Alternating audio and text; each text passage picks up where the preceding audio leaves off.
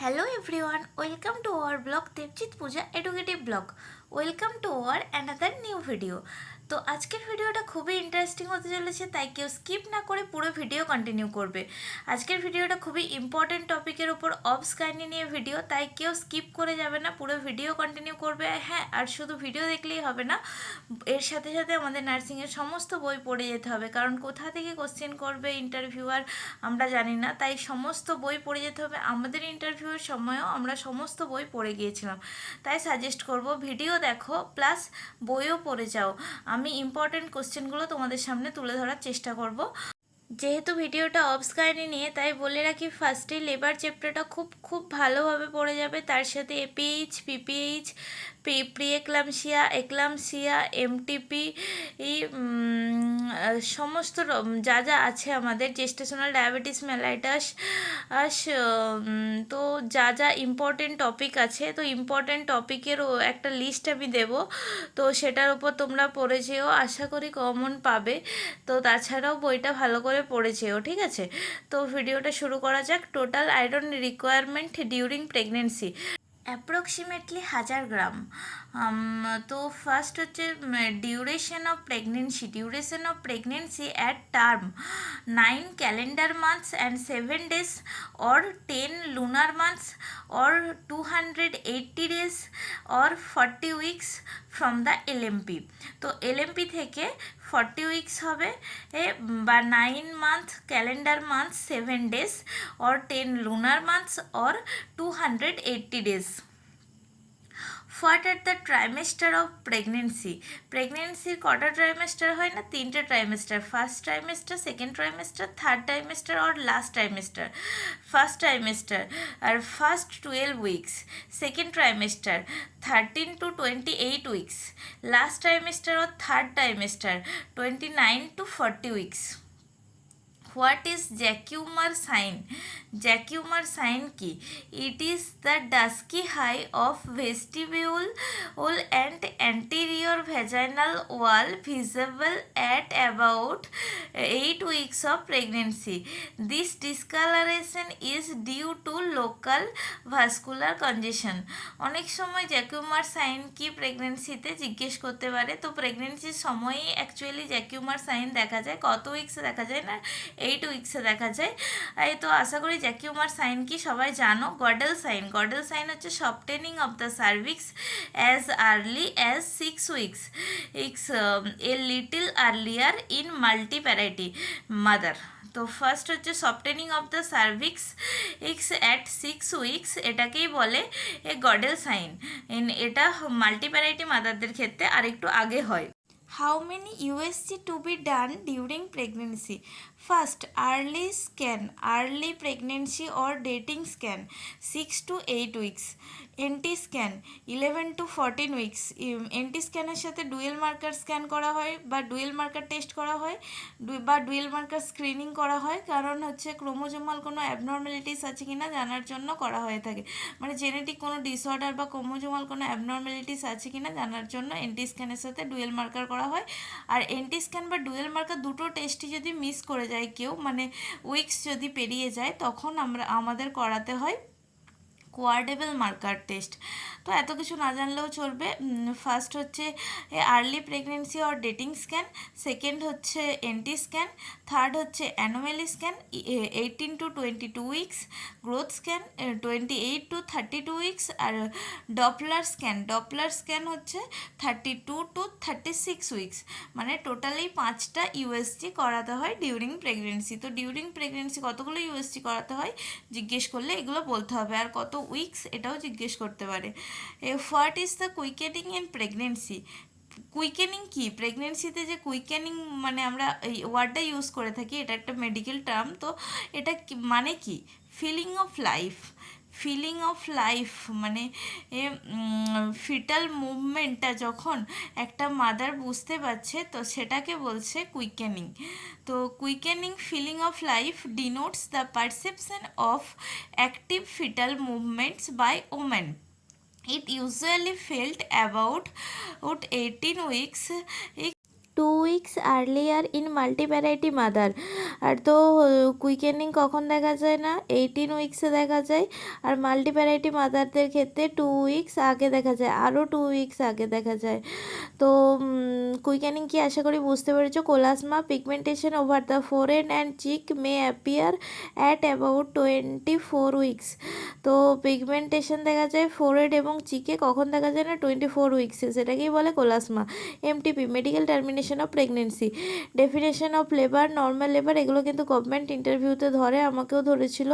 Stage of labour আর AMTSL তো আশা করি সবাই জানো, তাও আমি একবার বলে দিচ্ছি। Series of event that take place in the genital organs in an effort to expel the viable product of conception, fetal, placenta and the membrane out of the womb through the vagina into the outer world is called labor। তো লেবারের definition সবাই খুব ভালোভাবে মনে রাখবে, আর এটা সবাই জানো, তাই আশা করি সবাই জানো, তাই আর ডিসক্রাইব করছি না। নর্মাল লেবারকে কি বলা হয় না, ইউটোসিয়া হচ্ছে নর্মাল লেবার, আর অ্যাবনর্মাল লেবারকে বলা হয় dystocia. Normal labour is called normal if it fulfil the following criteria. কী ফলোয়িং ক্রাইটেরিয়া না, ফার্স্টে হচ্ছে spontaneous in onset and at term, at term with vertex presentation with undue prolongation, natural termination with minimal aids without having any complication affecting the health of the mother and the baby। তো এই 5টা criteria fulfil করলেই তাকে বলে ইউটোসিয়া or normal labour. তো normal লেবারের ডেফিনেশনটা আর বোঝানোর কিছু নেই, আমি জানি সবাই জানো, তাই আর বেকার বলছি না। তো অ্যাবনর্মাল লেবার অর ডিস্টোসিয়া কি না, any deviation from the definition of normal labour থেকে কোনো যে 5টা ক্রাইটেরিয়া আছে এগুলো ফুলফিল না করতে পারলেই তখন সেটাকে বলে অ্যাবনর্মাল লেবার। মানে 5টা ক্রাইটেরিয়ার মধ্যে কোনোটা যদি ফুলফিল না করতে পারে তখন সেটাকে বলে অ্যাবনর্মাল লেবার। সো কি না, expulsion of cervical mucus plug mixed with blood is called show. Expulsion of cervical mucus plug mixed with blood is called show. তো স্টেজেস অফ লেবার খুব ভালো করে পড়বে, আমাকে গভর্নমেন্ট ইন্টারভিউতে কিন্তু এটা ধরেছিল। আর criteria of true labour pain এটাও ধরেছিল, ফলস লেবার পেন ধরেনি, কিন্তু দুটোই পড়ে রাখতে হবে, আর ডিফারেন্সও পড়ে রাখতে হবে দুটোর মধ্যে।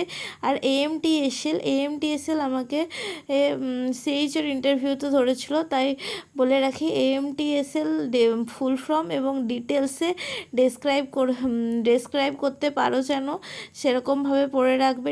আমাদের বইতে খুব ভালোভাবে ছক করে দেওয়া আছে, তো ভালো করে পড়ে নিও, আশা করি সবাই পারবে। সেকেন্ড স্টেজ অফ লেবার আর এএমটিএসএল খুব ভালো করে পড়ো, আর লেবার চ্যাপ্টারটা খুব ভালো করে পড়ো, ওখান থেকে প্রচুর কোশ্চেন হয়। What is ectopic pregnancy? An ectopic pregnancy is one in which the fertilized ovum is implanted and develops outside the normal endometrial cavity। যেমন হচ্ছে যে ফ্যালোপিয়ান টিউবসের মধ্যে প্রেগনেন্সি আসলে, মানে ফার্টিলাইজড হলে ওভাম, তো সেটাকে বলে একটোপিক প্রেগনেন্সি। তো একটোপিক প্রেগনেন্সি মানে হচ্ছে ইউটেরাসের মধ্যে যখন বাচ্চাটা মানে ফার্টিলাইজড ওভামটা ইমপ্ল্যান্ট এবং ডেভেলপস না হচ্ছে, মানে ইউটেরাসের বাইরে হচ্ছে, তখন সেটাকে বলছে একটোপিক প্রেগনেন্সি। ঠিক আছে। PIH pregnancy induced hypertension, PE preeclampsia, APH antepartum haemorrhage, PPH postpartum haemorrhage, IUGR intrauterine growth restriction, IUFD intrauterine fetal death, PID হচ্ছে পেলভিক ইনফ্লামেটরি ডিজিজ। ইস তো ফুল ফর্ম এখান থেকে অনেক হয়, তো এত তো ডিটেলসে বলা সম্ভব নয়, তো মূলত ইম্পর্টেন্ট কয়েকটা এখানে তুলে ধরার চেষ্টা করেছি। What is lochia? Lochia and types of lochia. Lochia ki it is the vaginal discharge for first fortnight during puerperium. The discharge originates from the uterine body, cervix and vagina. তো lochia কি? Lochia হচ্ছে vaginal discharge for first fortnight during the puerperium. এটার গন্ধ কীরকম হয়? এটা হচ্ছে offensive fishy smell হয়। It's reaction alkaline tending to become acidic towards the end. শেষের দিকে এটা অ্যাসিডিক হয়ে যায়, depending upon the variation of the colour of discharge, এটার হচ্ছে তিনটে ভাগ। ফার্স্ট হচ্ছে লোকিয়া রুব্রা, লোকিয়া সেরোসা আর লোকিয়া অ্যালবা।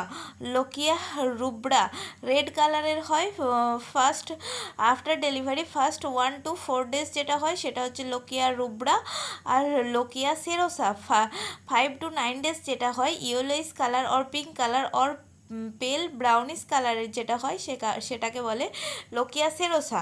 আর লোকিয়া অ্যালবা, অ্যালবা হচ্ছে পেল হোয়াইট কালারের হয়, 10 to 15 days দেখা যায়।